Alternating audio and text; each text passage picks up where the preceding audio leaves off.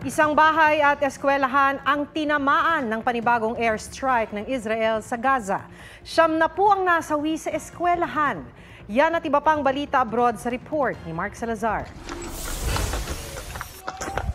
Naglalakad ang lalaking yan nang biglang tumama ang missile mula umano sa Israel sa isang bahay sa Gaza City. Isa ang patay. Binomba rin ng Israel ang isang eskwelahan na pinagkukublihan ng mahigit 300 Palestinian. Di bababa sa 90 ang nasawi.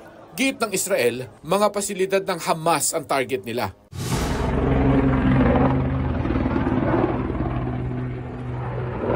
Umikot-ikot hanggang sa bumagsak ang eroplanong yan sa Brazil. Patay ang lahat ng mahigit 60 pasahero at crew. Sinusuri na ang voice recordings at flight data mula sa na-recover na black boxes ng eroplano para matukoy ang sanhi ng pagbagsak. Bumagsak din ang isang helicopter sa bubong ng isang hotel sa Australia. Namatay ang piloto. Pinalikas ang daan-daang hotel guests. Wala raw permiso ang flight. Mark Salazar, nagbabalita para sa GMA Integrated News. Marian Rivera, isa sa mga Best Actress sa Cinemalaya Independent Film Festival 2024.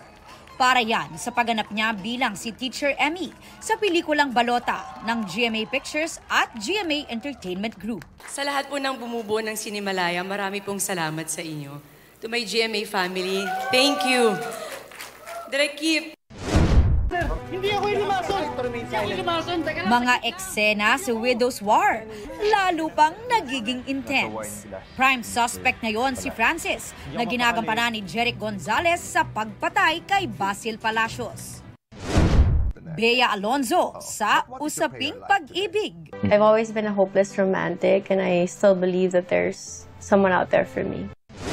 Jonghan ng 17 magpapa-enlist na sa military ngayong taon. Aubrey Carampel nagbabalita para sa GMA Integrated News.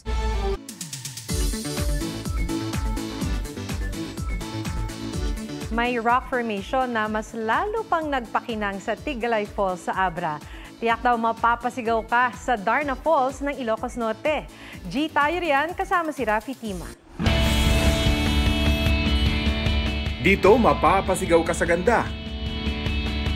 Darna Falls, ipinagmamalaki ng Dumalneg, Ilocos Norte.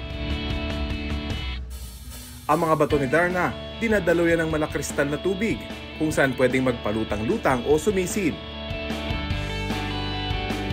Pero magbaon ng ekstrang lakas dahil extra challenging din ang lakaran bago marating ang talon. Di bale, sulit naman dahil tiyak achieve ang kapayapaan. Pero ang puting bato nasa Tigalay Falls. Taglay nito ang kakaibang rock formation, dagdag sa gandang talaga namang titingalain mo. Bisitahin yan sa Abra, bayan ng San Isidro. Kung di ka malululain, pwedeng magtampisaw sa tuktok na kayang-kaya mong akyatin.